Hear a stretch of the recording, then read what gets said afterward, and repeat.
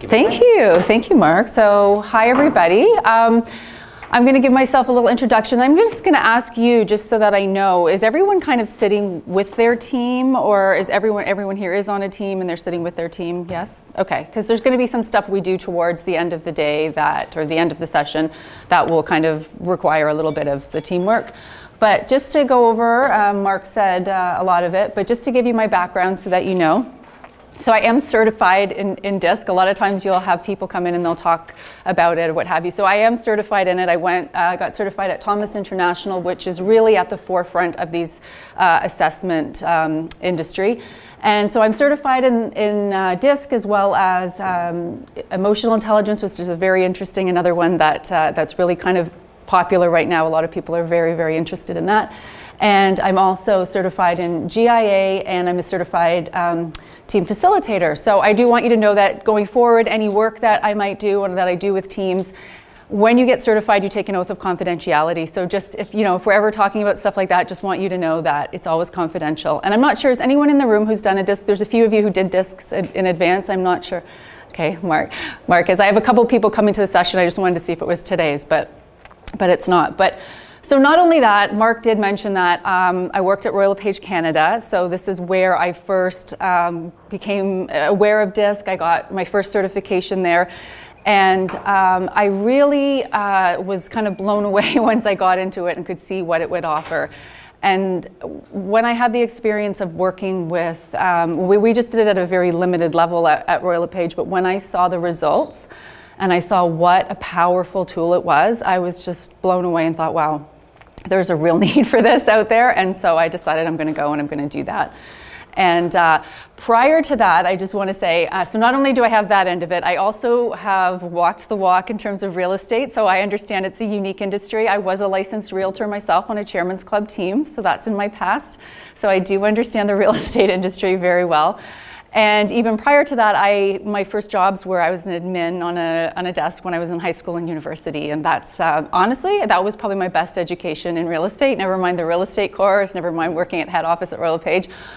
Back to those days where you had to be the on-call person doing the offers, the listings, whatever, you had to do it all. So I always kind of think about that, and I think that the people who do that work are really the backbone of it and really, really understand it. So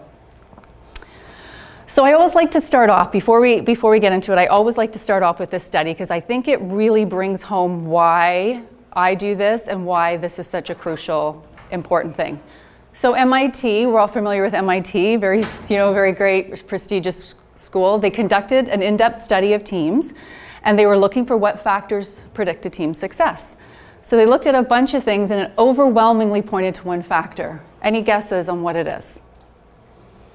Don't be shy. I had to warm this group up. Come on, don't be shy. What do we think? Don't be afraid of saying the wrong thing. What do we think would predict a team's success? Trust. Okay, that's a good one. And think about word trust. What builds trust? Communication. Bingo! See, you were like playing off as a team. Trust and what builds it. So there you go. So this was published in the Harvard Business Review, and as you can see, it is communication. It's patterns of communication. And so not only is that the most important predictor of a team's success, it was more important than all those other factors combined. So they looked at things like intelligence, personality, skill, education level, all kinds of things that people thought, no, patterns of behavior, all of them, that was the one that was important. So often when I'm presenting this to different groups, and especially with leaders in the room, sometimes they think it's just going to be a feel-good, kumbaya, let's hold hand session, and they're kind of there, and then they see that and they kind of sit up a little straighter and think, oh, okay, this is maybe important. So I always like to bring it back to that. So remember, no matter what, I have seen so many things where I come in, and often the teams that I work with, it's it's just team building, it's whatever, but I do end up sometimes going into a lot of teams that are kind of in crisis, that have already had these patterns, and a lot of it, honestly, when you strip it away, is just they've had the wrong impressions, they've had misunderstandings, and once you can break through that barrier, the results are incredible. So in this room, so none of you have done your DISC in this room with me, because a few people did it in advance. So what we're going to do, this is a fun little way to guess at it. Now I do want to warn you, this is in no way the same thing as doing a disc. So if you end up doing your disc and then, this may not be right, but why I like to do this is when we go through it, I want you to have some type of connection. So chances are one of your high factors is going to be similar. So what I'm going to have you do is I'm going to have you look at the piece of paper in front of you, and I'll give you a couple minutes. I don't want you to overthink it. When I get you to do, when I get people to do their disc assessments, I always say, put yourself in the workplace frame of mind, okay? So think about yourself, how you are at work, and I want you to be honest. So don't think of words that you think you should be or require to be. Let's be honest. What is really you? So I want you to look at the words. You're going to take your highlighter, and any of the words that you feel like, yeah, you know what, that's me, that resonates with me, I want you to highlight them, okay? So I'm going to give you a minute or two. Again, you're in the workplace frame of mind, and this is really you, not what you should be, not what you want to be, what you are, okay? So let's give that a go.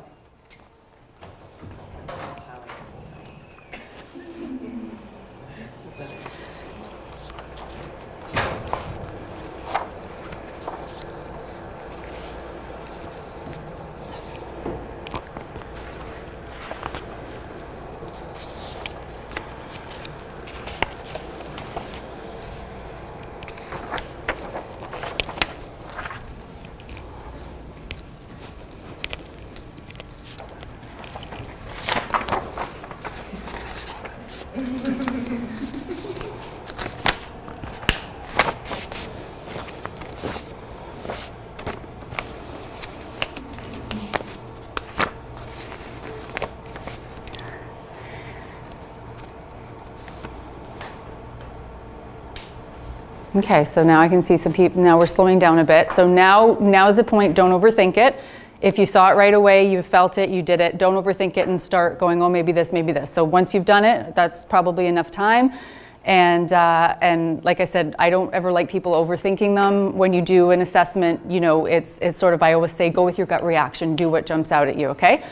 So if everybody's had a chance to do that, I want you to take your paper and I want you to fold it into 4 like this, okay? So we're going to fold it in half this way, and then we're going to fold it this way. You're like, wow, I didn't know we were coming for arts and crafts. Bonus! Well, I'm sorry, you'll probably be disappointed in the result then. Okay, so once you've done that, what I want you to do is you'll notice there's now 4 quadrants, basically, right? So I want you to either take your highlighter or a pen if you have it and see how I've drawn these lines. You don't have to draw the lines, but the reason I'm doing it is to show you the quadrants, okay?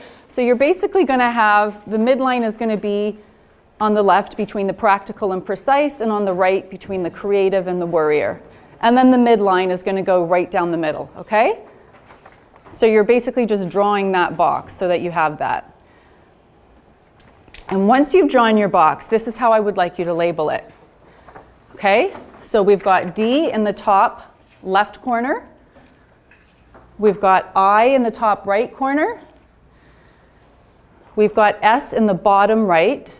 Just pay attention to that because a lot of people want to write disc out the normal way, but S is actually bottom right. C is bottom left, okay? Does everyone have a chance to have a look at that and make sure that they're... Yes, everyone's got it? Okay, so now what I want you to do, I want you to count up how many you have in each quadrant. And you may end up having a tie between 2 or very close.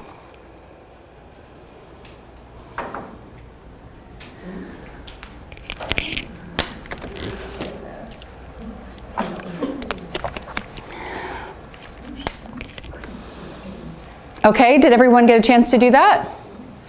So show of hands, how many people had the most in the D box? Okay. Did you notice I was looking at you specifically? Because sometimes people notice these things and they're like, and yes, you're all going to learn that I was speed reading all of you the second you walked in the door. And you're going to be able to learn these things, which is going to be really cool. I'm actually coming back in October. Katrina's having me out to do a talk for speed reading your clients. And you'll learn some tips and you can actually put it into your CRM like, oh, I think my client's a high D or a high I. So that one's fun, so look out for that one too. Okay, who had the most in the I box? Right. No, and I'm going to tell you about that because you're in real estate, and that is, I can tell you, overwhelmingly the most common factor in real estate agents is high I. Where I got certified at Thomas, they did a study of North American sales reps. So not just real estate, all sales reps, 20,000 they surveyed, so huge. Overwhelmingly high I's was whatever, and then it was followed by D. So very, very common to have that. So how many people had the most in S? Okay, great. And how many had the most in C? One person. I feel like a mix. That's okay. So when you say a mix, like how much of a mix? 4D, 4C, 3I.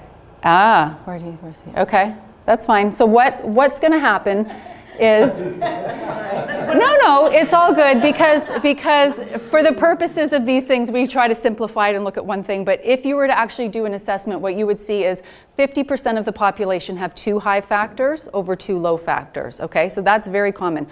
25% of the population has 3 high factors over 1 low, and then the other 25% would have the 1 high factor. So if you're someone that's just got 1 high factor over the rest, your behavior is a lot more observable. So if you're a super high I and everything else is low, people are going to know. So when you come to this speed reading your clients one, those are the ones that'll be very obvious. Like I's very chatty, lots of hand movements. If you're all I, people will be like, oh, high I. So. So how many of you felt that you have like 1 or 2 or like around 2 that are probably equal, or were yours, no? 2 that were 5. Okay. So what we'll do again, because this is in no means going to replicate a disc, what we can do is if you have 2 that are both a lot and pretty similar, you can work with it as both of them. There'll be some exercises toward the end where it'll be asking you to identify with that. So when I do this with teams, so I will work with real estate teams and they've already had their profiles done. And so we have their graphs and everything. And when they're doing it, there's things that they can choose from. I always say choose from any of your high factors. So if you have 2, even 3, you can choose from any of these types of things. But for the purposes of this, I just wanted you to have a good sense of what it's likely to be. The reports, I'll touch into those a little later. The thing with the reports, they are fascinating. People will say to me, okay, how did I spend 10 minutes answering 24 questions and I get this report that is me? How is this possible? And so it's quite interesting stuff. So and I'm always curious to see if these half and half match up. So sometimes they're exactly the same as your disc would be in terms of the factors, but of course you don't get any of the benefit of the analysis and of it really knowing you. But now that you have, a good guesstimate is like what I like to say, we're going to be like, well, what does this all mean? Okay, I see D, I see I, well, what does this really mean? So we're going to get into that. So just going back, the DISC model of behavior. So I know a lot of people, there's all kinds of assessments. People say, I've done this, I've done Myers-Briggs, I've done whatever. So DISC is very scientific. There's actually a book out on Myers-Briggs now. I don't know if anybody's heard it yet. I'm just going to read it, Personality Brokers. But it basically talks about how it's not really based on science, and it was a mother and daughter that came up with it. So with DISC has been around since 1928. It comes out of Harvard University, bless you. And it was created by a man by the name of William Marsden. And it is the most widely used assessment model in the world today, still. So 1928 it was created, it's still around.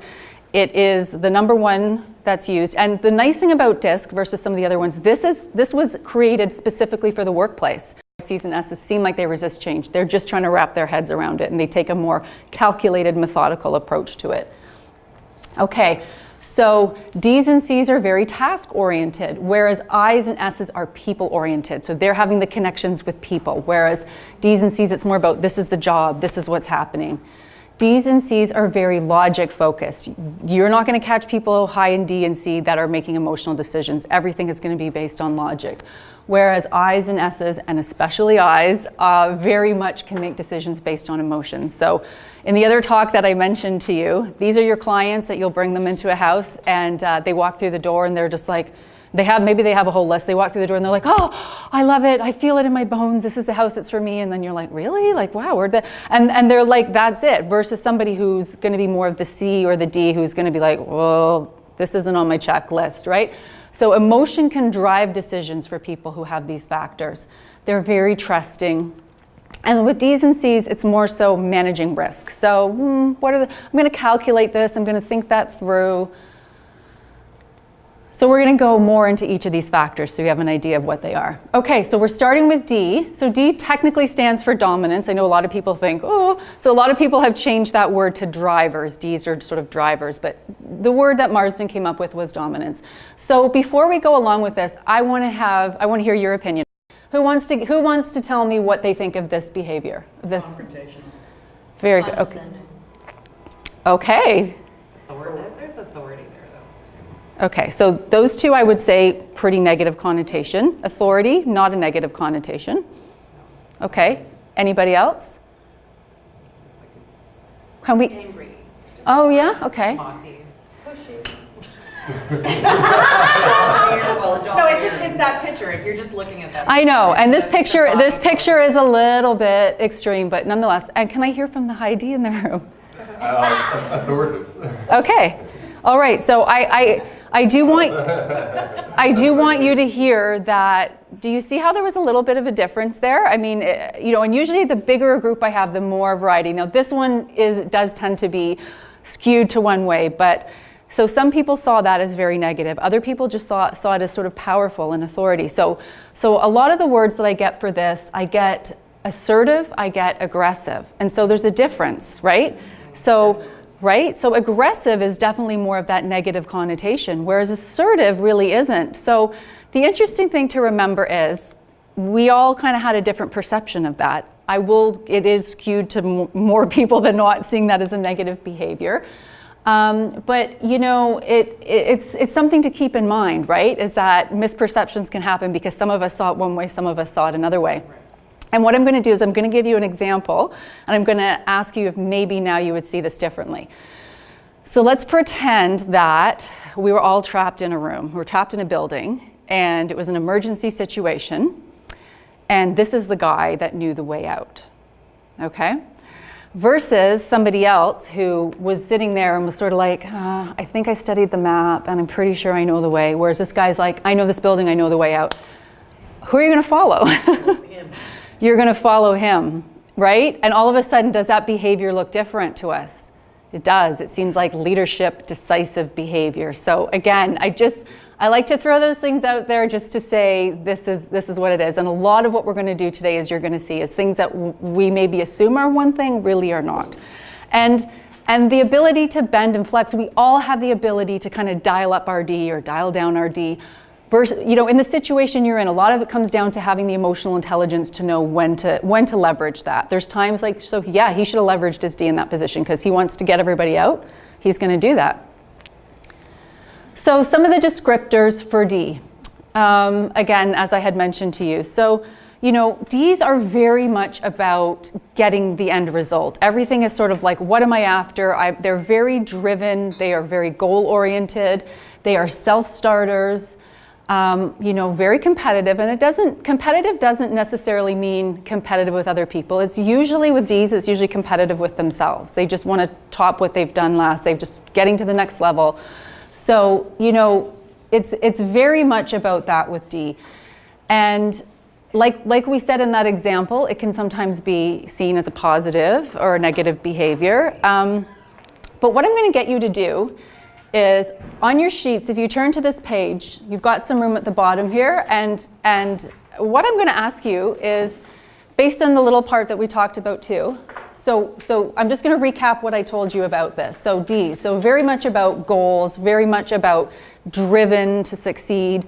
I want you to think about a situation in your current role where you think it would be favorable to have a high D, okay? You mean personally or?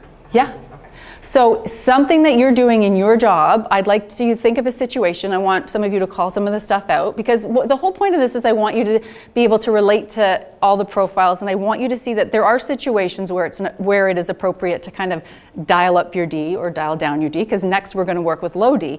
So can you give me an example of anything in your current jobs where you think it would be good to have this very, assertive, direct, driving behavior?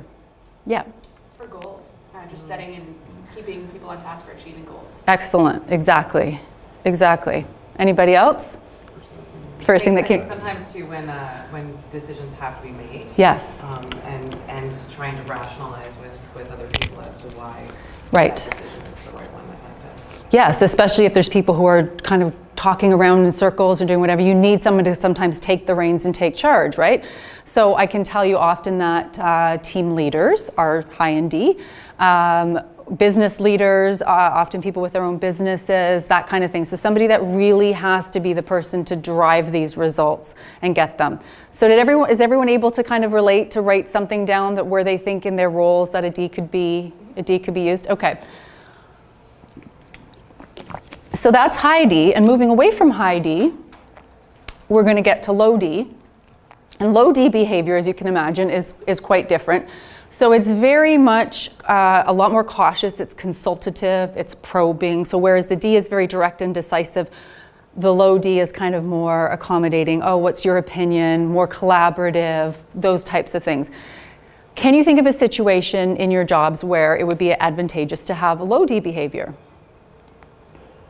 And yell it out whenever you do. And I'm going to draw a little diagram because I want you to know that when I say high and low, it doesn't mean good and bad. So while you're thinking, and call it out, yes?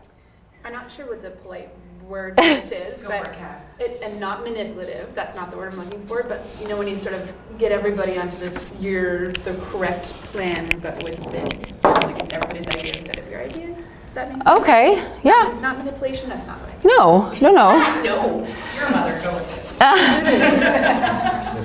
No, I think what you're saying, it's instead of telling everybody it's my way, this is the way we're doing it, you're actually letting people have a buy-in and hearing them and maybe getting everybody on board. So that is collaborating. That's the I mean, fancy sometimes you'll do it with clients though when they're, that's what I mean more in clients than Right.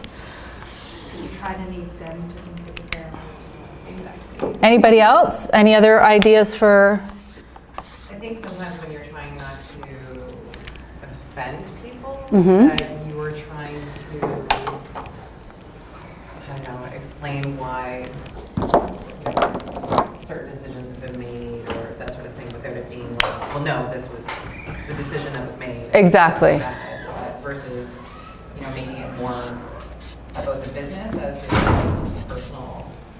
Does that make sense? Absolutely. So for sure, it's often it's let's say it's somebody on your team and they're going through something personal or it's a lot of people who are like coaching, mentoring, they're going to have a low D because it's going to be more of a reflective, like, okay, you tell me why this is happening. And often people with high D might be they want to solve the problem, so they might just be like, oh, well, here's what you need to do, like just do. And then the person's kind of like, that's not helping. I want that shoulder to cry on. I want to hear it. I want it. So people who have the lower D tend to be, in terms of coaching, mentoring, guiding somebody through a personal issue, something like that. And so that could be your clients, right? It could be your client saying this is happening. So instead of saying, well, you know what, you really need to whatever, just having that ear open and okay, well, this is, I'm here for you, and like, what do you think about this, and that type of behavior. So before we go further, I just want to make sure that when I'm saying high factors, low factors, high doesn't mean good, low doesn't mean bad. So I have this little example of a tree. So what your high factors are, those are your leading factors. Those are the factors that are visible. Those are what we see. But your low factors are what's supporting you. So think about a tree. So we see the nice green leaves, we see that. That's what's visible. Those are your high factors, but you wouldn't have those beautiful green leaves if the roots weren't there. And so your low factors are supporting your high factors. So it's not good or bad. I just want to make sure that we don't have that idea going forward, okay? So now I like to have some fun celebrity examples to kind of drive the point home a little bit for D. I try to have it so that it's not. Okay, does everybody know? So obviously we've got John McCain, and I use him as an example.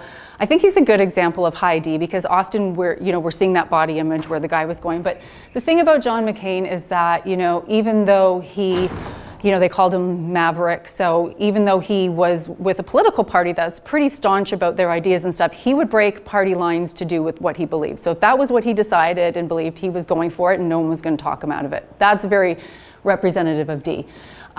Pink, so she obviously is a rock star, so very driven and successful. But again, same thing, she has a lot of initiatives where it's a lot to do with like female empowerment, building self-esteem in girls, and she will not be politically correct at times. She will make her point and she will say it, and to heck with whatever is being done, that's what she's going to say, and she's going to say it. Simon Cowell, you know, back in the American Idol days, I know he's a bit of a pussycat now that he's a father and he has children, he's softened up quite a bit. But this is back from the American Idol days. And you notice I do have, so D's often will point. Remember the figure we have? So that's an observable behavior, so just FYI. So if you see a lot of like pointing and stuff, often it's a D, or that. So that's why I had a little fun with that image. But so the thing with Simon is we remember him kind of being nasty and stuff from American Idol, but I saw this really interesting interview with him, and he said, you know, I really didn't see the behavior as that way. What it was, you know, I have this talent where I can recognize talent in people. I see that it factor that they have.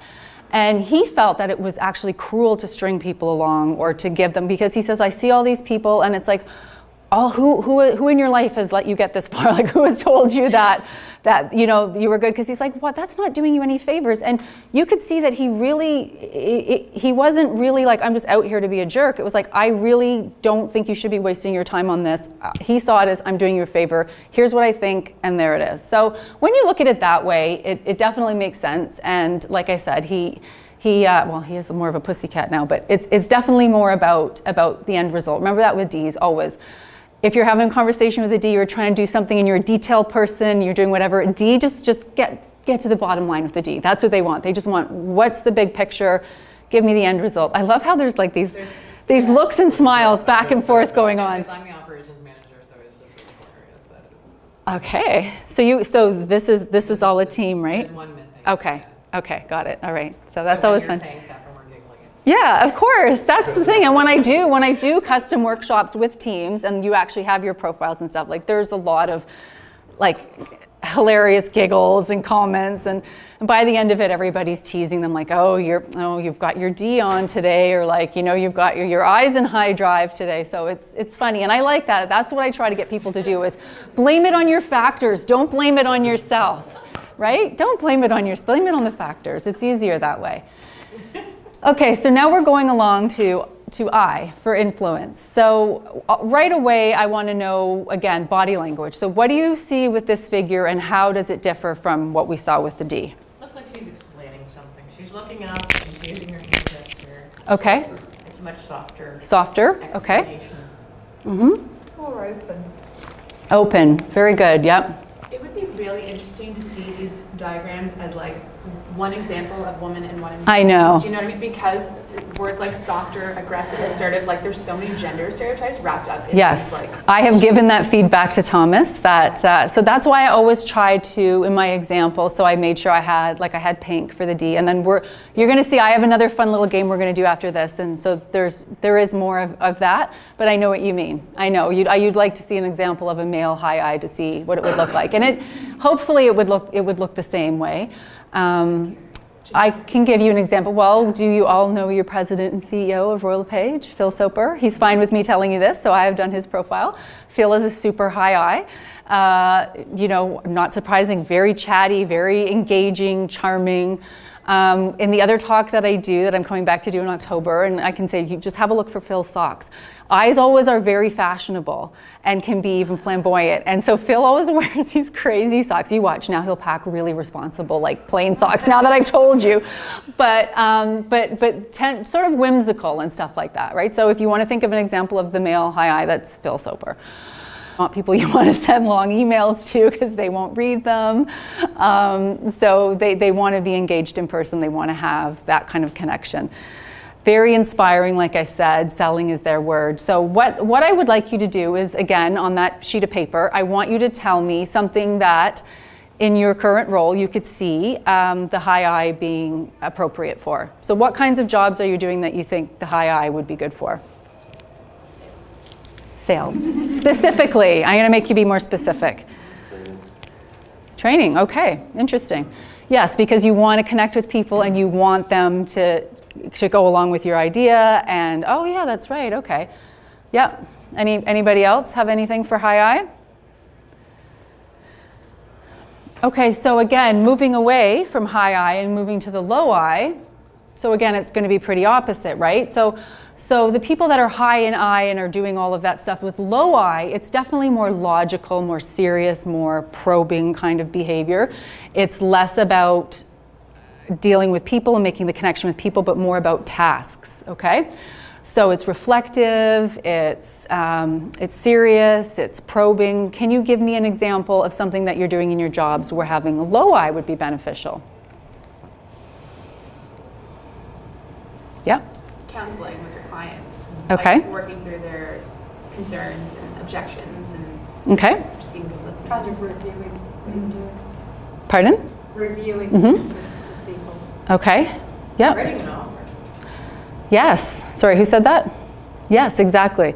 So stuff that is going to be more about a task than, so exactly. Or, you know, that low I in terms of, you know, being away from people, more about tasks. So all the paperwork that goes on with real estate and offers and listings and FinTrack and all that kind of thing. Like often the people that are really great at sales and making those connections with their clients, maybe if they, depending on their profile, may not be so great at the other stuff. That's what's great about having a team when you have other people to cover you off, because some people might be really good at that, and the other person is the salesperson going out and getting all the leads, and the other person is able to handle the details a little bit more.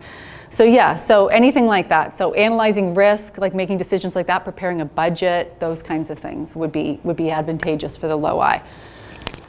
And so for our fun examples, all right, so I think everybody knows Barack and Oprah. So again, very charismatic, persuasive. You like to listen to them when they speak. They're engaging. You're listening to them in that way. I have Jennifer Lawrence, the actress, as the example of the I that can be the emotional, maybe an overshare. That's another little tip about I's. They can tend to share and then overshare. So you ask them how their weekend is and you find out every single thing about their weekend, whether you wanted to know it or not.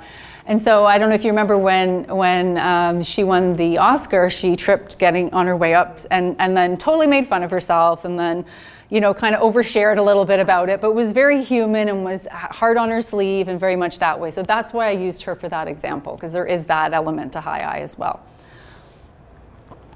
All right, so now we're moving on to S for steadiness. And I want you to tell me what you think about this figure. What type of body language are we seeing? What are some of your impressions of this? Pardon? They're available. Available? Okay. Yep. Trusting. Trusting. Okay. Anything else? Professional. Professional.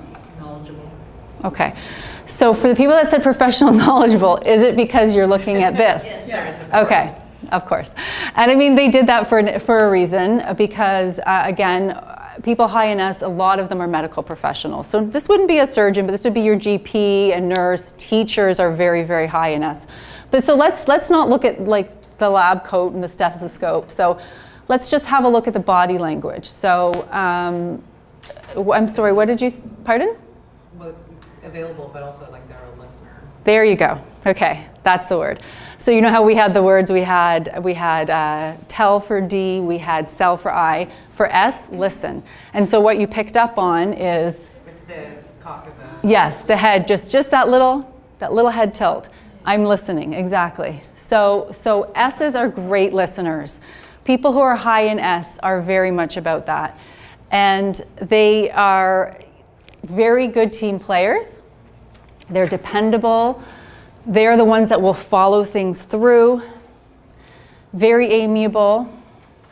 They are thorough. So if you remember the first slide that we looked at, we talked about how they might appear to resist change, but they're the ones that actually follow through and actually, you know, make it happen. So very, very much, like I said, team players. They're great listeners, persistent. Another thing that really kind of identifies S behavior is the pace that people like to work at. So this is what I like to do in my workshops, to talk about the pace. So people who have a high S like to work at a very methodical, steady pace. That's what feels comfortable to them. People who have a lower S, and as you can see, a lower S is more multitasking, restless, fast-paced, let's go, let's do this. So that ends up, and I actually did a workshop where there was this major breakthrough in a team, and it was literally this moment. It was about us, and it was about the pace. So what I'm going to ask you is, if you could choose to work at your own comfortable pace. So this is not the pace you have to work at to be successful in your job. It's the pace that you are comfortable working at, and this could be you on the weekend, anything. So if we were to tap that out, so if it was like, okay, so you're happy working at kind of a methodical pace, or maybe it's slower. This is how I like to work. I want this done, and then I'm going to move on. So a lot of people high in S like to do something, do it right, move on. Or there's people who are, let's get it done, let's get it done. So what I'm going to do is I'm going to have everybody on the count of 3. I'm going to count you down. It's conflicting though, because I can swing, because it's weird, because DNS are my second, like I'm I, and DNS are equal. So that's interesting. I'm very adaptable. So people that are D and S are very, so it's almost a contradictory profile. So if that's what it actually turned out to be, you would find that, and it's very hard to speed read somebody with that profile. But I'm very adaptable in general.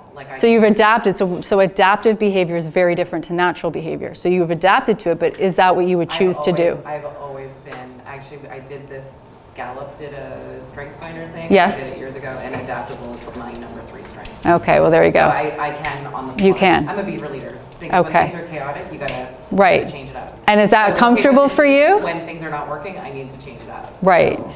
But I do that. I can plan things last minute, which drives me nuts. Okay.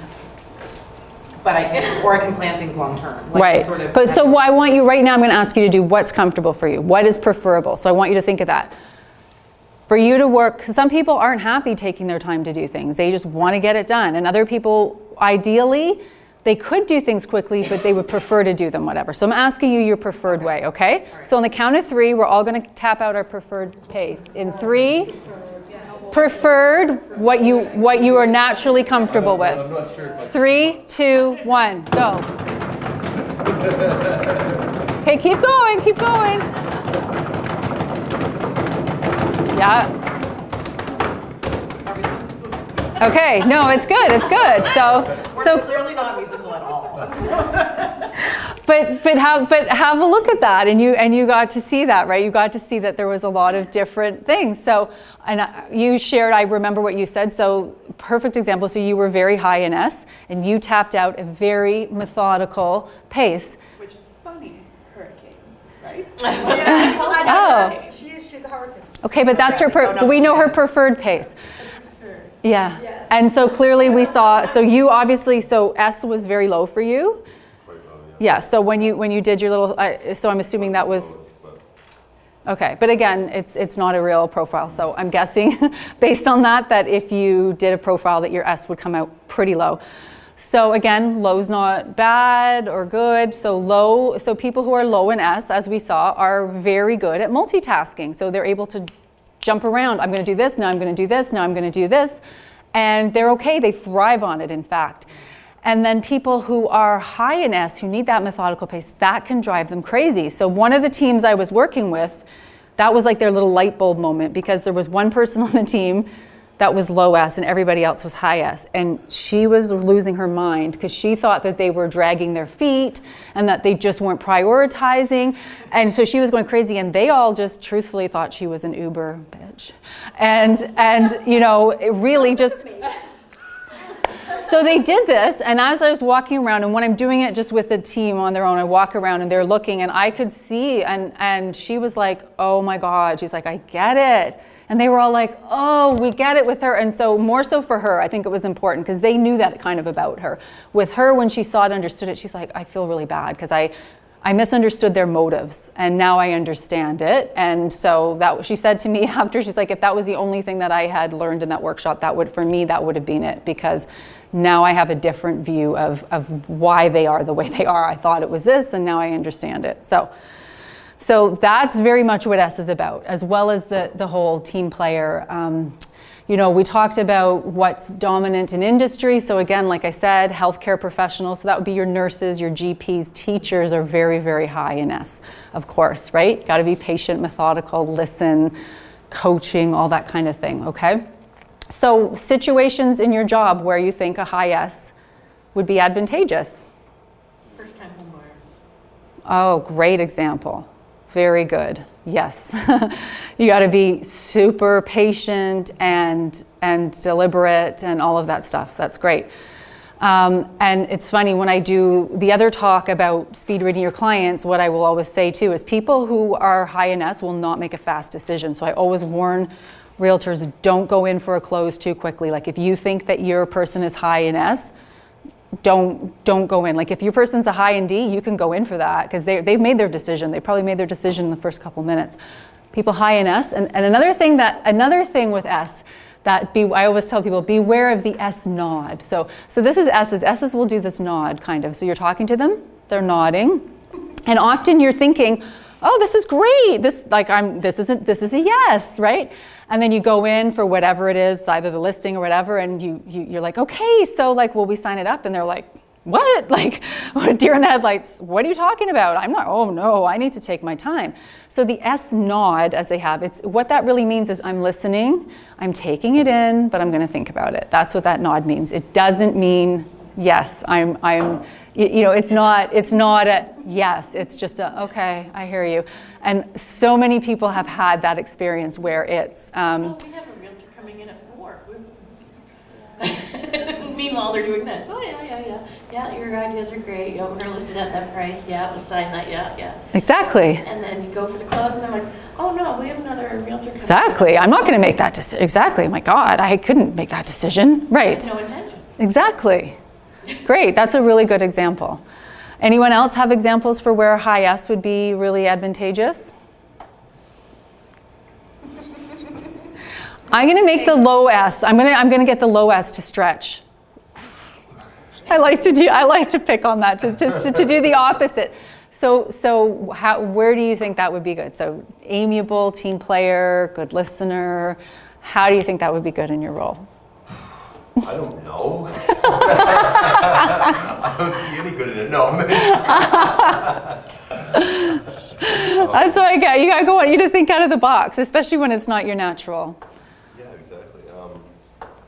Clients, a lot of stuff with your clients, right? I think just exactly kind of what you said, that kind of the listening, the supportive, and you will see that I do have profiles that we're going to show later on, and a listing agent profile. And I mean, obviously if you're on your own, you're everything, right? So you got to be a piece of everything. But if you've got a bigger team and you're able to do that, you will see that the listing agent profile looks different than the buyer's agent profile. And it's to do with the fact that there's a lot more hand-holding, listening, patience, that kind of thing that's involved in it. So situations where it would be good to use a low S. So you should know this one. So that fast-paced, multitasking, when you're doing what I do and you have 4 agents that throw shit at you all the time. And you have to, you could be in the middle of the listing and this stuff needs to go further and you have to do that. And so it's funny because between the D and the S, I'm trying to figure out which one is actually more prominent, but they're both almost seem to be equal because they, just in my role, there's times when I have to be. We haven't got to C yet, though. Well, oh no, C, I only have one. Okay. Not a C. Interesting. Yeah. All right. In general, I'm a fairly decent multitasker. I can carry a lot of. Right. Juggle a lot of. Right. And I think for all of you in the real estate industry, and especially like, I don't know how many people are on your team or whatever, but you're kind of wearing a lot of hats, aren't you? Because you're selling, then you've got the paperwork, you've got to listen. Oh, I've got all this issue. You've got to promote yourself. So you're kind of doing a lot of all of it, right? So I think being able to pivot, that's the thing with low S, is they're able to pivot really quickly. Like, oh wait, I was doing this. Oh wait, I'm going to do this now. I'm going to do this, and you're going to be able to pull it off. So I've got Ellen. Do we know who this is here? Clara Hughes.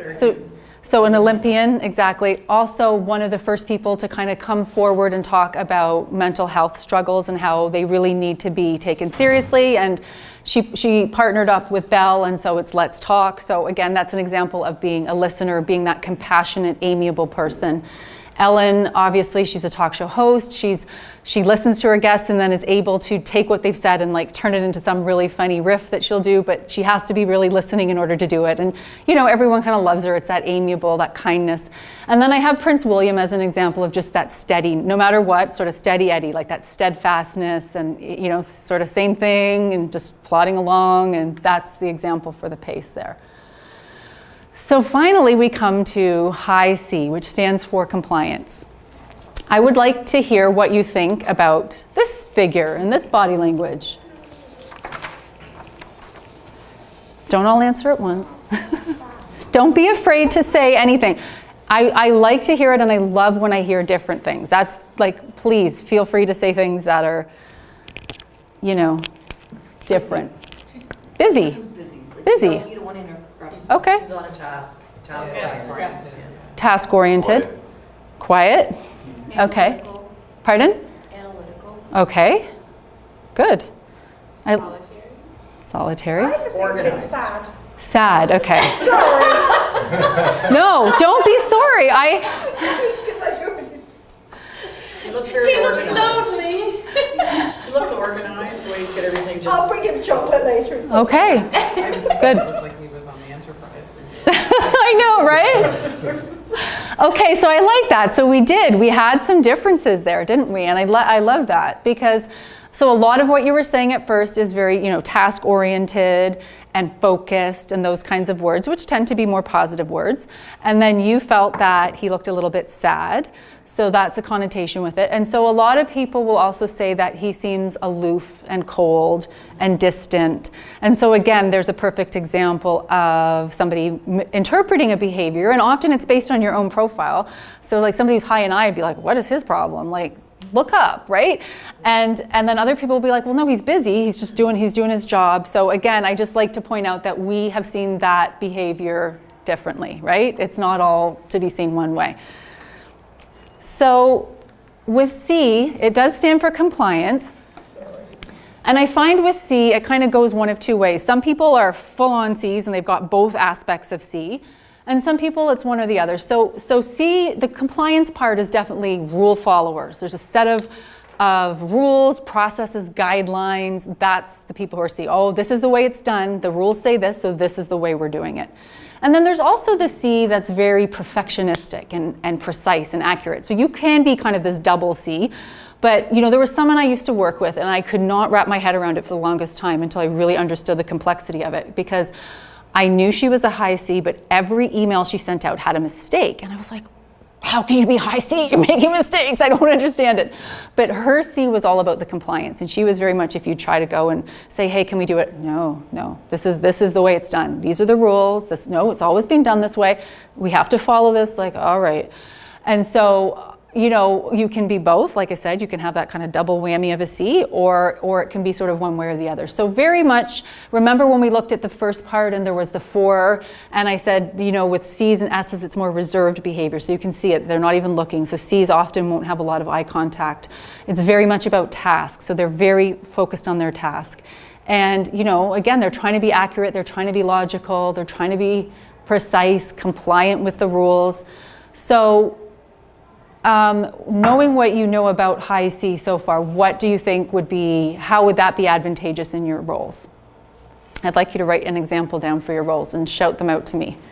How do you think that would be an advantage?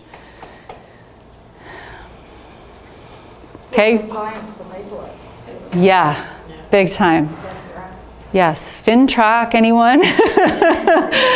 So the people who are high in C, yeah, and so often, so that's the thing, you're kind of, if you've got a big team and you've got a lot of stuff and you're busy and you're selling, you will want to have somebody who's high in C. You're going to want to have the person catching those kind of mistakes and being able to be good at the paperwork and having the tasks.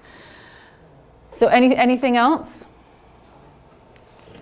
So any kind of thing. I mean, I joked about... No, I think you're a C. You're a C. You gotta be a C. She's like, no, I'm not a C. Yes, you're a C. That is so funny. Yes, you are. Okay. Well, and why? And it didn't come up. You did when you were okay. So that's why I say. And especially the thing is that the actual assessment is very nuanced, whereas this is just sort of observable behavior kind of words, right? Well, and depending on your mood when you're filling it out, you're like, I don't feel very entertaining today. way. So, Yeah. You know what I mean? Right. Yeah. Whereas, and I mean, it's sort of asking you in this, so this is kind of your own opinion, whereas when you're doing the assessment, like it's not exactly the same way. Like it's got ways to, you're saying whatever, so it's much more scientific than this. So so that'll be interesting though. You should follow. She catches all my mistakes. She's my, I do a lot of crazy texting to her. It's because I talk on my phone, yeah. Oh, voice to text. Okay, Voice to yeah, those are text. fun, aren't they? Yeah. Oh. But she speaks Cheryl very well. Okay, and you can get some doozies with those. Those can be entertaining. She understands it every time. There you go. So, yeah, she's. It's your special talent. In the positive, the logical, accurate, precise way. Yes. She's very much C. Okay. So interesting. If I was doing my thing that I do, my speed reading, I would say that seems reflective. Just in speed reading some behavior, I would see that. So, okay. So low C now, of course, is going to be quite different than that. So with low C, we seem very strong-willed, independent kind of behavior. It can be very stubborn, very persistent. Can you think of an idea or a situation where it would be good to have a low C? Negotiating. Okay, interesting. So tell me why you say that. Because I used to be new to the industry, and the agents that were old hands at it would pull that one on me. And so they would, if I could be a little more stubborn and stand for my own ground and my own clients, I would not allow them to walk quite as forwardly over me as they used to. Okay, very interesting. Okay. And so that's good for a couple of reasons, because what you're saying is true, but also what I always say to people too, so sometimes with negotiating, it's not, black and white and whatever, like so you'll be thrown a curveball or it'll be something. So what I always say is good to have low C. If you're doing something like brainstorming, negotiating, you want someone with a low C, because low C is great at thinking outside of the box. Okay, so remember with high C, we're looking at that behavior that's very much about these are the rules, these are the standards. Low C is kind of like, nope, so always, like I say, that if there's a brainstorming session or there's something like that, you definitely want to have that out of the box kind You of. almost say like devil's advocate in a way sometimes? Yeah, it could, yeah. Yeah, and so that's what I mean with that low C, that very strong-willed, independent, so it's sort of that thing. So low C is pretty similar to high D, you can probably gather from that. But definitely in terms, like I said, so I love that example of negotiating. That was a really great real world example, because you can be in a situation like that and so something's kind of going down the drain or not working. It's like, oh, now what, right? The person who's high in C would be like, oh no, this is the way it's got to be done. Low C would be like, okay, let me look at this from a different angle. Let me come up with a new idea. So that's where it would be good at.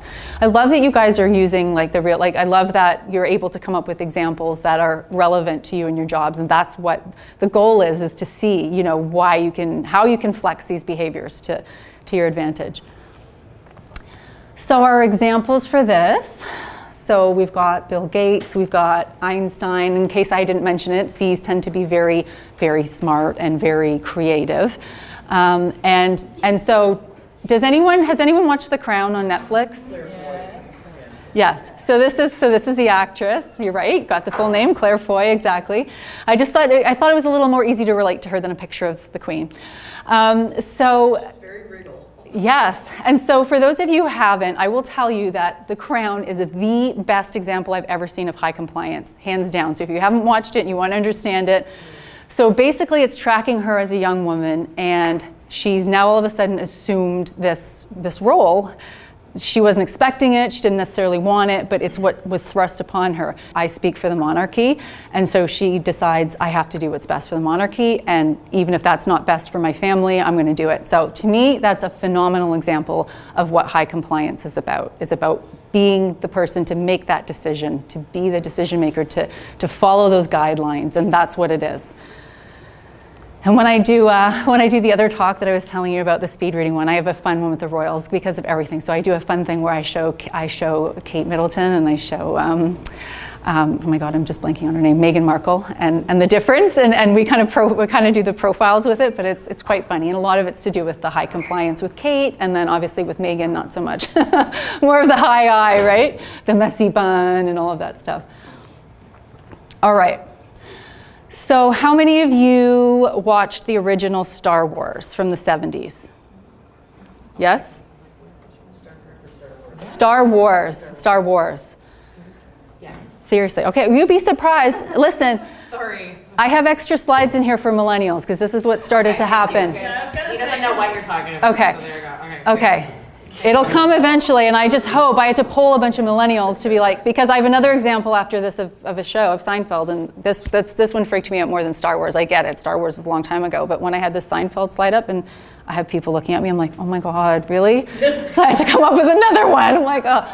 Okay, so going back to those characters in the original 1970s Star Wars, I want you to take a guess and tell me who you think the high D is. Oh, it's Han Solo.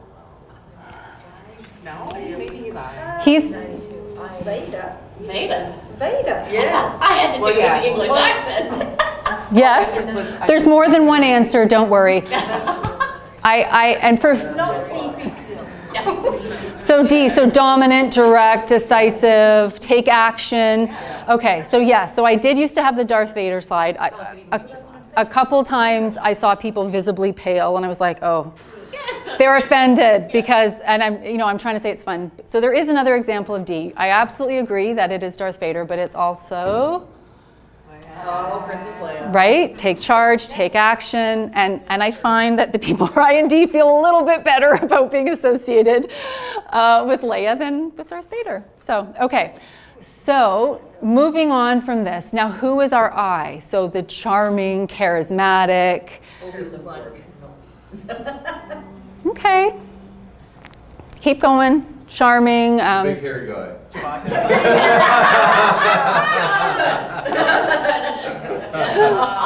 You were onto it a minute ago. Well, The chart- Solo. That's why I said DI. He's kind of. Yes, I agree. Oh, there he is. Yes, right? And the funny thing, if you recall, I was talking about eyes being, sales, disproportionately sales. He was actually he was a sales guy at the begining of it. So he actually was. So remember that charisma, right? And I agree, he definitely would have a D in his profile, a high D as well. But I would say he'd be an ID. Yeah. Okay, S. So who is the supportive, the listener, the guidance? No, he's compliant. Yoda. Yoda. Wow, we got Yoda. Steady. Yeah, Yoda. Yeah. yeah, great. I love it. So people, you're obviously you're getting it. Yes. Okay, and now who's high C? So remember, less about people, more about tasks. Yes. Oh, yes. Yes. Okay. So obviously that was a good one. Everybody kind of knew that one.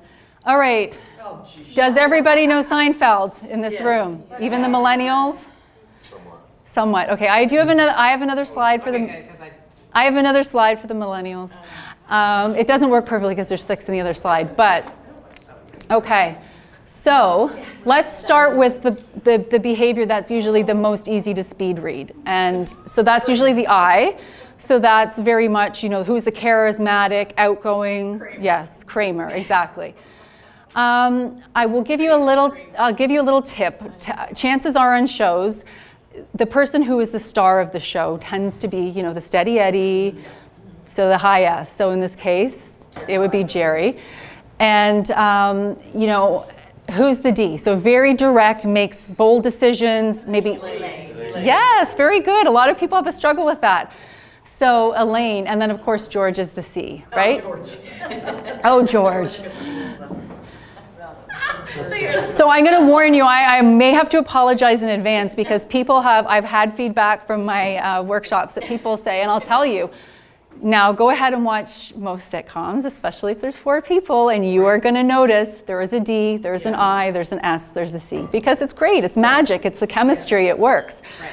So I have had people, I got a text one time, Victoria, I was watching such and such last night, now all I could do was profile the characters, I was driving my wife crazy. And I was like, I'm sorry, but it's good practice, right? So that's good, and I'm glad everybody knew that slide. So for the millennials in the room, or maybe not, now it's not perfect because there's 6 people, but I think as long as you're able to point out, it's fine. You're able to recognize it. Oh, speaking of Megan. No?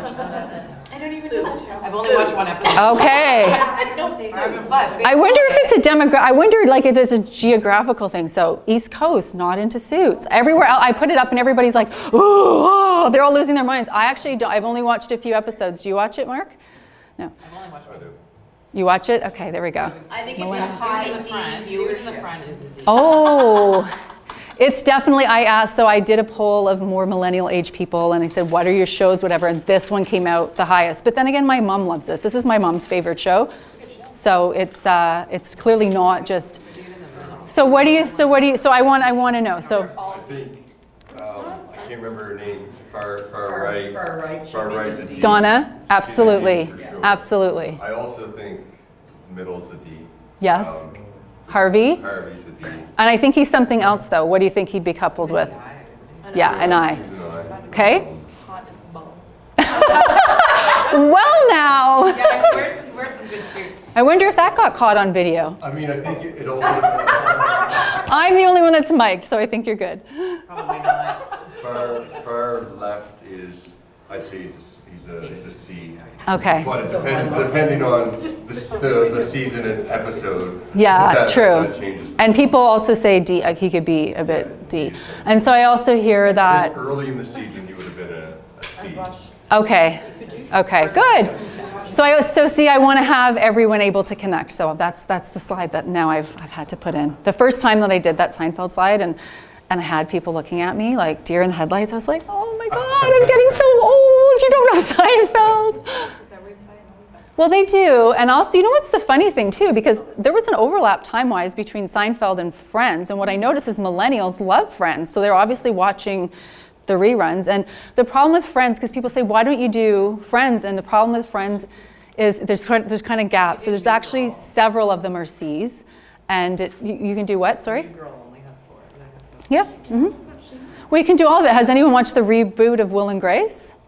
Or the original one? So they work really well too. So that's for homework. You can figure that one out. So obviously I wanted you to have that knowledge, that base of what the DISC factors is, because a lot of what I'm going to be talking about now with profiling your team, getting your team, is all going to be about the factors. So it was very important for you to understand kind of what they all meant. And in case I forget, I have sample reports here. So when I'm referencing them, you can come up after, have a look at it. I've got them here. I've got them laid out so you can have an idea of what some of these reports look like.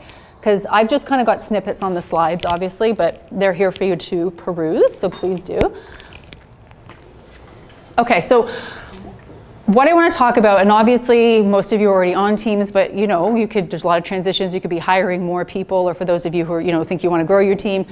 So I like to just in general talk about what I see a lot, common hiring mistakes, okay? Yes, and I'm going to list these off and then we're going to go through them bit by bit. So common hiring mistakes: hiring too soon, hiring without a job profile, hiring based on feelings versus facts. Who might be doing that? What of what we've just learned, which personality type? Yeah. And I can tell you again, real estate being lots of eyes, notoriously, oh, well, what, you're having a conversation and they're like, well, what happened? Oh, I just love them. We had a great chat. We had so much in common. We drink the same drink at Starbucks. It was meant to be. Well, maybe not. So I see a lot of that. Hiring only similar personalities as yourself. So this is a big one too. Hiring a good candidate, but for the wrong role. And hiring without an orientation strategy, because you really want to set your new people up for success. You don't want to just throw them in and let them fend for themselves, okay?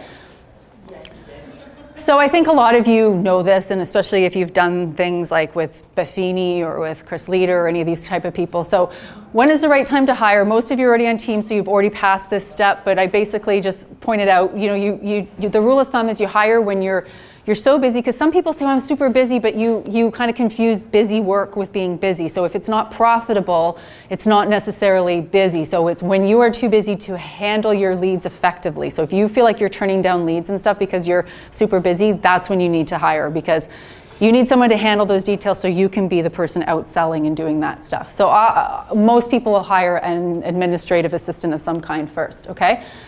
So job profiling, so what is that? So you want to hire strategically. You don't want to just, like I said, have a chat and decide you both have the same Starbucks order, so it's meant to be. You know, you got to put a little more work into it. And you know, you can't fill the role properly if you don't know what the job entails. So I find this a lot in real estate. So if you're in a corporate environment, you know, you go through stuff that the HR will be there, they'll have a job description laid out, but often with real estate teams, they don't, I just need someone to help, so hey, can you do it, kind of thing?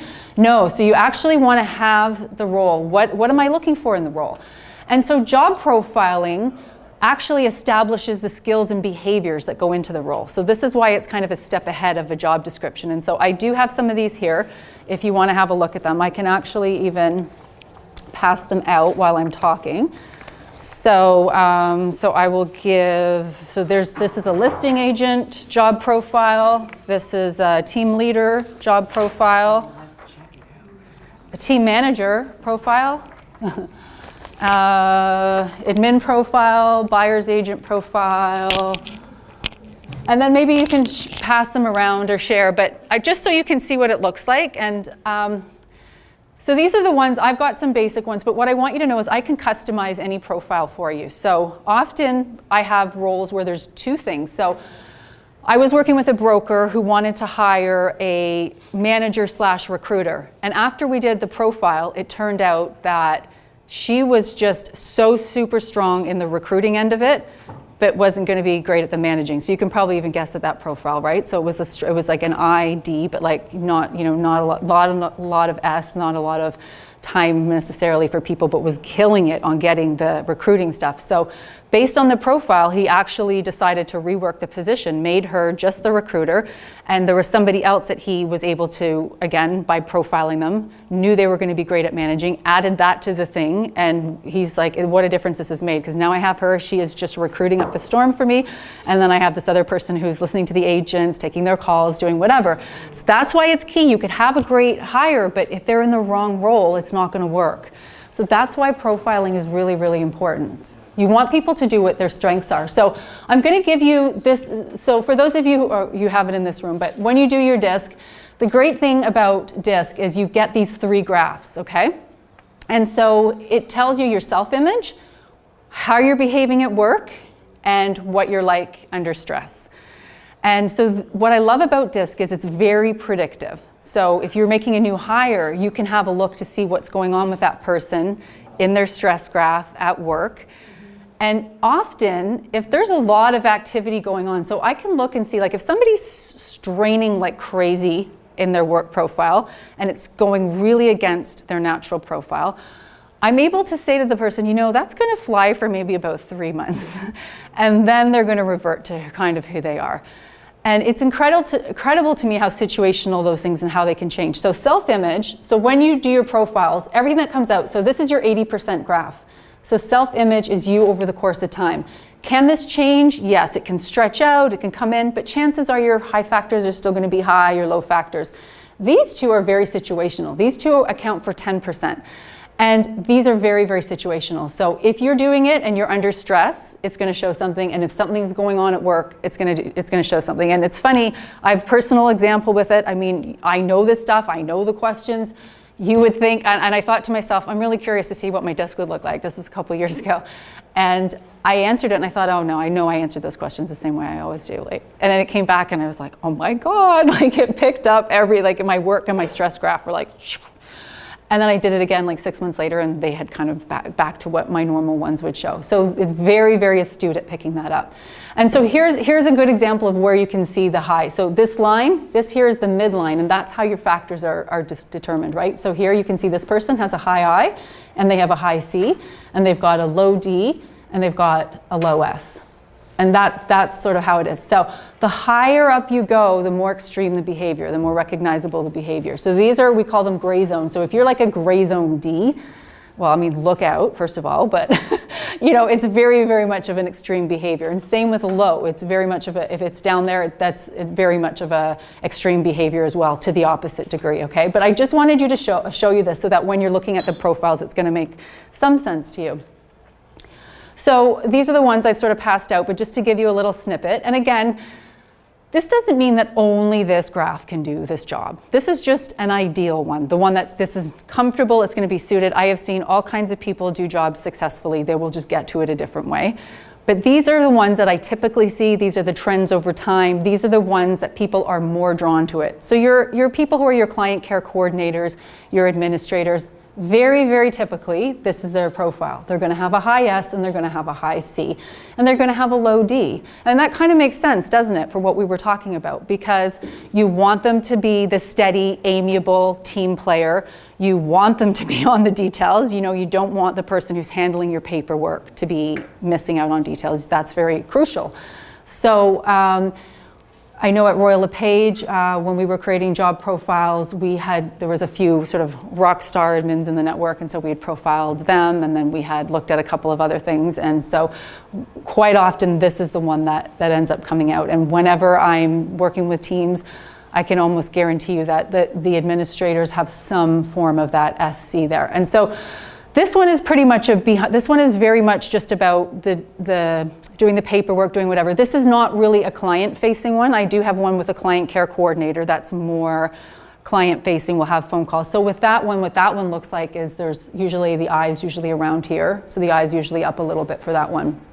Again, I can customize these. So what you do is you sit down, we'll talk to you, we answer questions that are similar to DISC, and then it pops out a graph, and then you can play with it up or down and say, do you want it this way? Do you want it that way?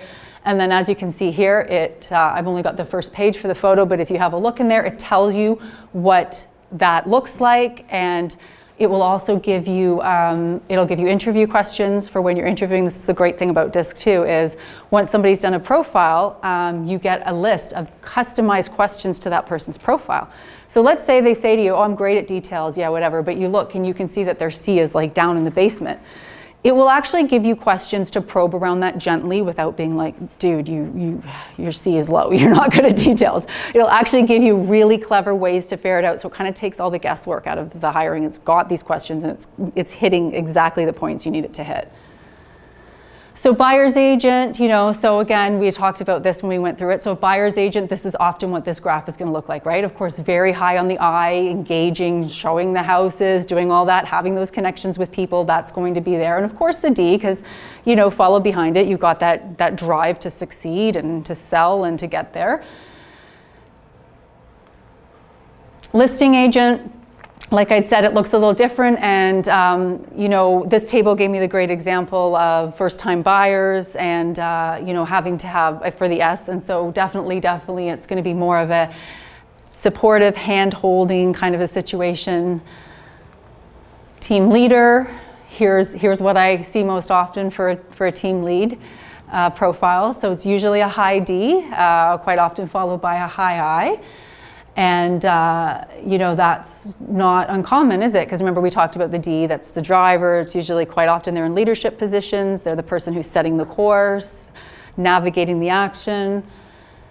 And then team manager has usually, usually a profile of a CSI, some kind of combination. I know you're thinking that you have a D, right? Is that what you're thinking? So one of the things that I will say about people who are high in C, C's derive their confidence from knowledge and experience. So a C armed with a lot of knowledge, a lot of experience, often presents as a D. So I have had people being mistaken for Ds when they are Cs. So just something to say, and you know what, it's possible you could be. There's also... It could be some of the words that are on here. Yeah. I wouldn't classify myself as a suspicious person. So you know what, I feel sorry for C, because C always gets the worst words. But it's in something like this, it's trying, yeah. I think it's just if they use different words. Exactly. And like I said, this is something that I came up with based on the behavioral things that go into it. No, I'm not. Here's another interesting... I would never call myself a suspicious perfectionist. Okay. I'm not. I don't. So another interesting phenomenon that you learn after a while when you're doing DISC is that these three over the line, so when you have a combination of a CSI in any order, the CSI actually, what we like to say, and no offense to any Ds in the room, but it's like the combination of those three factors, we kind of call it like it looks like a high D without the sharp edges. So that's what I say about that profile. So so it acts like a high D. Sorry for high Ds. Doesn't mean you all have sharp edges. It's just, that's the best way to kind of describe it. They're slightly rounded. The razor's 3 days old. Oh my goodness, okay. Should I put up with? I love it. I love this team. Oh my God, you guys are funny. Okay, so again, what I talked about is, you really want to, you want to take the guesswork out of hiring, right? And so my example was, some people will naturally walk in and they will rock any interview that they get. So my example of that is a high I, right? Actually, I could be a C. Look at that. They don't interview well. Well, so if you think of that example of that introverted C. So here's the thing. So somebody will come in, and I have an example of this. I have a cousin who was interviewing when she graduated from university and was just getting all kinds of jobs, and it was almost ridiculous. It was almost like this fun thing, like she wasn't even qualified, but she would go in and she would get these interviews, and because she's a super high I and just engages people, they all love her. And her sister, high S, not good at interviewing, but so capable and so whatever. So I always like to say that. So just because someone rocks an interview, that doesn't mean they're the right candidate for the role. That's why you have to have a job profile.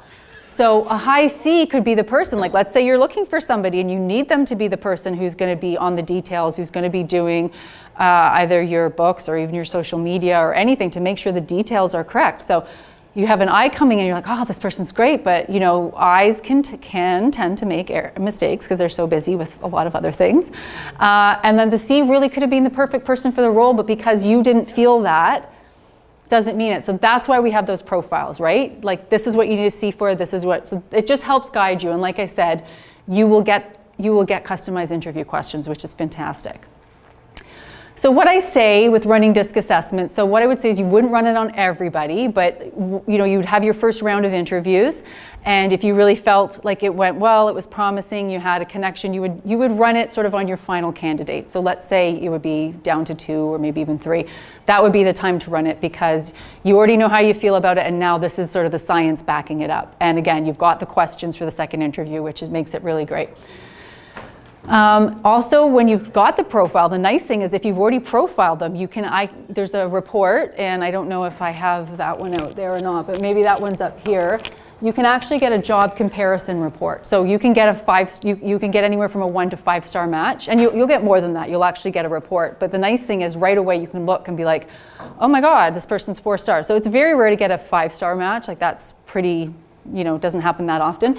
But you could get a 4-star match and have an idea, or you get, and I've even had people hire on a 2-star match. That example I gave you earlier, what they did is they readjusted the role. So the person that was looking for the recruiter/manager, once they looked and saw, okay, this person's got a recruiting profile, they adjusted it, and all of a sudden that person became the recruiter. And so technically she got a 2-star match at the beginning of it, but in the end, the role got shifted, and she was obviously ended up being a 5-star because she's knocking it out of the park in that role. So that's the beauty of having the profile to begin with. Then you see it, you've matched it up, you're like, okay, you have an idea, is this person a good fit for the role? And the nice thing about it is the report doesn't just say something like, oh, you're awful, it's not gonna work.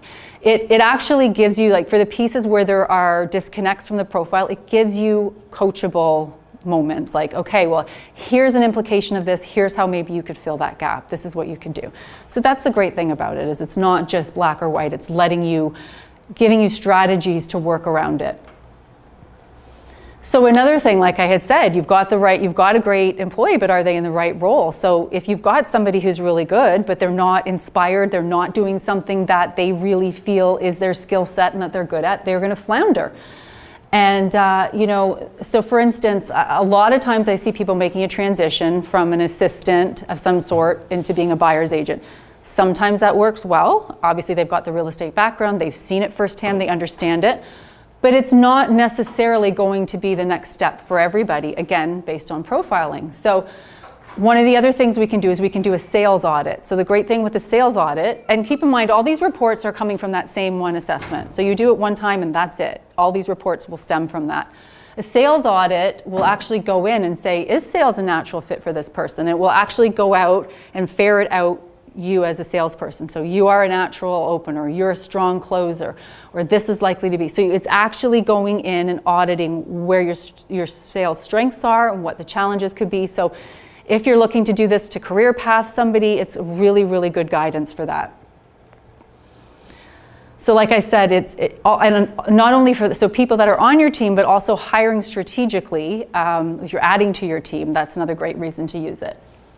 So this came up earlier, and so should you just hire people with similar disc profiles to you? What do you think?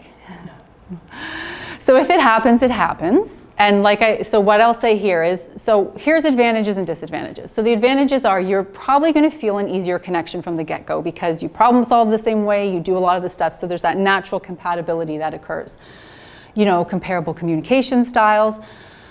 So, the advantages to having different disc profiles, though, is that, when you're all the same way, you kind of get this myopic tunnel vision. Everybody's doing something. And then there's all these gaps that get missed, right? And so remember we talked earlier about thinking out of the box if you want to have a brainstorming session. If all of you are the same profile, you're all probably going to be seeing things from you. You need kind of that different perspective to shake it up and say, hey, what about this? Oh, wow, I didn't think of that, or I wouldn't have done it that way. So I always say this to people is you kind of want to have a balance, ideally, to cover off each other's blind spots. So the person that's great at sales, the high I out there that's killing it and doing whatever with that, they're probably missing some details along the way. And so you would want, a C or an S to sort of pick up the slack where that's concerned.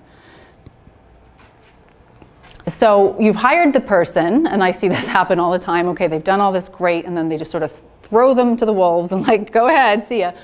So, that's a problem too, because you want to set that relationship up for success. So the great thing is if you've done the disc right from the beginning, you can follow this through with an orientation strategy. So again, from that same one assessment, you can run reports, how to manage. So it'll tell you, here's your new person or existing team members that you already have. How do you manage them? How do you make the best connection with them? So it's not going to be the same way. So with somebody, they're going to want to have their efforts recognized and praised. Somebody else might just see that as a waste of time and not, but it's going to let you as the manager, the leader, make a special connection with each person on your team. It's going to give you that opportunity. Another great thing is compatibility. So all the team members together. So you run compatibility reports, and so what it will show is it'll show how you are paired up with each other and what potential red flags may be there and ways to problem solve them to get through them. The nice thing is, I always like to say, let's talk in this neutral disc language. So, blame it on your I, blame it on your D. So it doesn't become about Jeff and Susan. It becomes about, oh, well, Jeff's got this high D and Susan's got a high C. And so, and I'll hear people kind of joking about it, like, oh, you need to dial your D down today, or you need to, and people take it so much better because it's sort of not them, it's the factors. So it's really, really good from that. And again, you can do training needs analysis, strengths and limitations. All these reports will come from just that one assessment, that initial assessment. And the beauty of doing this from the start is you are setting that relationship up for success from the get-go. So I've had people on teams where I came into them, they were a team, we did something, they'd already worked together for years, so they had their habits and their relationships, and then they'd hired somebody new. And the feedback I get is like, wow, when we do this from the start and the get-go with new people, it's just like right away we're on the right foot. We have these conversations that you would kind of be too afraid to have otherwise because the assessment is neutral, everybody's on the same playing field, and it really gives them the strategies and the ways to know how to move forward with them. So creating an ideal team. So another thing that is run from this is if I'm working with a team and I'm just doing like a workshop with the team, I can run a team audit report. And so what that does is it puts all of your profiles and it merges them together. So you end up getting a graph. You see all your graphs, and I'll have a slide in a second. You've got all your graphs, and then you've got your team graph. And so not only is it how do you all work individually, but as a team, what does that graph look like? And how does that come together? So the nice thing is you can use it in the early stages when you're building a team. You can use it on an existing team to look and see, okay, well, what areas are we really rocking it in? We're strong at this. And what areas do we really need to maybe fill some gaps for future hires?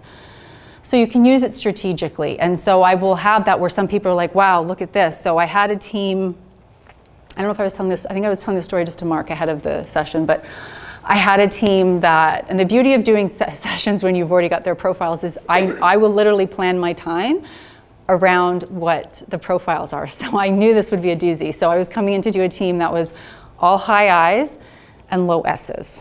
So high I's, talk, talk, talk, talk, talk. Low S's, no listen. So all talking, no listening. So they were literally talking at each other the whole time, not listening. And so the time, like I'd have to stop them. Like they had to take, I got through maybe 70% of it. And I knew even going into it, time is going to be a challenge. So when that team was hiring, I was like, please, for the love of God, hire a high S, hire a high C. So the nice thing is they kind of knew what they needed to get balanced. They were very unbalanced, and a big lesson to them was listening. We have this thing where we talk about communication. So what are the important things with communication? I get them to come up with words, and they're all like, be clear, be precise, do whatever. They went 15, and I didn't help them. They went 15, 20 minutes before one person said, listen. Listening is an important part of communicating. So that team had some really big gaps, and they were in the process of needing someone else. So again, use it strategically. You actually can look at the thing, you can see the graph, you see where the gaps are. So you'll see this. So here's an example of a team graph. So there's 4 people on this team. So we've got all of their individual graphs there. And so when we put them together, and the way that you get that is, so for instance, there was 2 high D's on the team, 2 low D's, 3 high I's, 3 low I's, no high S's, 4 low S's, 2 high C's, and 2 low C's. And so by putting that all together, that is how the team graphs out. So that's their dynamic. So not only do you have your individuals, now you have your dynamic as a group. Okay, so this one was, these people were very high in I. Their D's and their C's were kind of really balanced out based on 2 and 2. And they had quite a low S. So again, this report, when I pull a team audit report, depending on how many people are in it, it can be up to 20 pages. It's super detailed. It shows you what each person brings to the team, what each role is on the team. So for instance, this is one thing, it lists some of their strengths. It talks about they like challenges, they're self-motivated, of course, because they've got the D, they've got the I, so they like to work with people. And then it will also show you some of the limitations, which is really good because sometimes it's really nice to see things to know what to work for. Maybe you're not able to actually clarify it yourself, but this will do it for you. So, maybe they find it hard to work in antagonistic situations. That's probably to do with their super high I. And they let deadlines slip rather than pushing for results. And maybe they lean towards satisfying people rather than considering cost or profit. And again, that's to do with their I and wanting to please and be liked and all that kind of thing. So it's really cool that you can kind of see what you come out as. And like I said, for every single part of the thing, it will tell you, it won't just say, oh, you're not good at this. It will actually give you some strategies that you can work with. And so one of the other things that it does in there, it gives you these 9 factors. So everybody has a combination of these. So they're role factors. And so it's not just one. Most of us have several of them. So there's motivator, anchor, supporter, specializer, pioneer, analyzer, networker, innovator, and concluder. And so what it'll do is it'll show your team. So let's say it's your team. So it would say, and like I said, most people are 2 or 3. So it would say, well, you're the anchor of the team. You're the pioneer of the team. And the nice thing about this is it lets you see what people's strengths are. And you really want people to work to their strengths and what they're naturally good at. And this does that for you.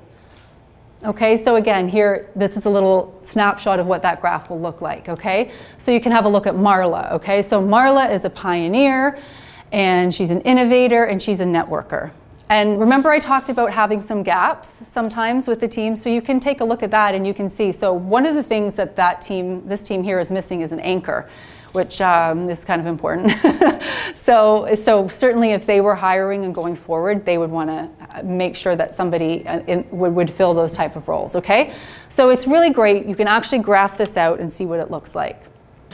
Optimally, I would like you to do it when you're somewhat relaxed and when you can devote a good 15 minutes that is uninterrupted and not distracted. So let's say you're a morning person, maybe you're nice and fresh, you wake up, you're doing it with your morning coffee, or if you're a night owl or whatever, do it on the weekend if you've got some downtime, because you really want to be more in that frame of mind so that you can really give it what it deserves. And I've had people who I know, which is the advantage that I knew them, that I saw, I had this one broker I was working with and I saw his profile and I was like, what? And I will say, by the way, there is a kind of a foolproof thing in there. So if it's subtle, it's fine, but there is kind of a mechanism that looks to catch you if you're trying to fake it. So I will warn you. Now, some people are, naturally just, because maybe they're stressed or muddled or whatever, it can happen. So sometimes they come back invalid. And usually it's somebody who's really stressed out or hasn't focused, hasn't spent the time, or is trying to beat it, which is funny. But so this one broker I knew, and I looked at him like, this isn't right. And I was like, where did you do this? And he's like, well, I forgot, and I knew we were having the workshop. So he's like, I was at a stag, so I went down to the basement and I did it on my phone. And no.